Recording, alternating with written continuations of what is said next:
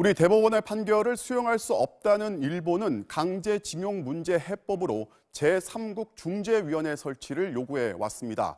일본은 모레까지 답변을 달라고 했는데 청와대가 오늘 제3국 중재위는 수용할 수 없다는 입장을 분명히 했습니다. 청와대 취재기자 연결해서 자세한 얘기 들어보겠습니다. 임명현 기자. 네, 청와대입니다. 자, 지금까지 부정적인 기류였는데 오늘부로 제3국 중재위는 절대 받을 수 없다. 이렇게 확실하게 못을 박은 거라고 봐야겠죠? 그렇습니다. 청와대 고위 관계자는 제3국 중재위 제안과 관련해 명확히 말씀드리겠다며 기존 정부의 입장에서 변화가 전혀 없다고 밝혔습니다. 그래서 기자들이 수용 불가라는 뜻이냐고 묻자 이 관계자는 그렇다면서 명쾌하게 결론이 난 것 같다고 덧붙였습니다. 당초 청와대의 다른 관계자가 신중히 검토한다고 말해 여러 해석이 나오자 아예 못을 박은 겁니다.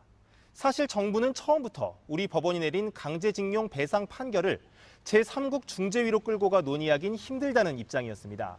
제3국 중재위는 한일 청구권 협정에 따른 분쟁 해결 절차인데 대법원 판결은 청구권 협정과 무관하게 피해자의 개별 청구권을 인정해줬기 때문입니다. 따라서 정부가 제3국 중재위를 수용한다면 법원 판결을 무시하는 꼴이 된다는 게 청와대의 설명입니다. 문재인 대통령은 상황이 이런데도 일본이 화이트리스트 배제 같은 추가 보복에 나설 경우 대국민 담화를 추진하는 등 대응 수위를 더 끌어올릴 계획인 것으로 알려졌습니다. 자, 청와대가 오늘 수출 규제 문제를 두고 여당하고 연석회의를 했는데 회의 결과를 좀 정리를 해주시죠.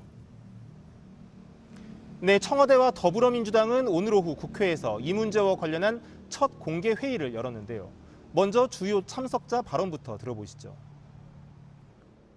아베 정부의 이런 태도는 손바닥으로 하늘을 가리려 하는 매우 어리석은 행태입니다. 그래서 아베 정부에게 참으로 실망했다. 한일 우호 설린 관계의 근간을 흔드는 매우 심각하고 무모한 도전입니다. 일본 정부가 이번 조치를 철회할 때까지 단호하게 대응할 것입니다. 당청은 추경뿐 아니라 내년 예산에도 소재, 부품, 장비 산업 지원 예산을 편성하기로 했고 또 이번 사태의 조속한 해결을 위해 다양한 외교적 노력을 기울이기로 했습니다. 한편 국가정보원은 북한 석탄 밀수 화물선이 일본 항구에 드나들고 있는데도 일본이 입출항을 허용하는 등 미온적으로 대응하고 있다며 국회에 보고했습니다. 대북 제재 문제에서 빈틈을 보인 쪽은 오히려 일본이라는 것을 거듭 지적한 것으로 보입니다. 지금까지 청와대에서 전해드렸습니다.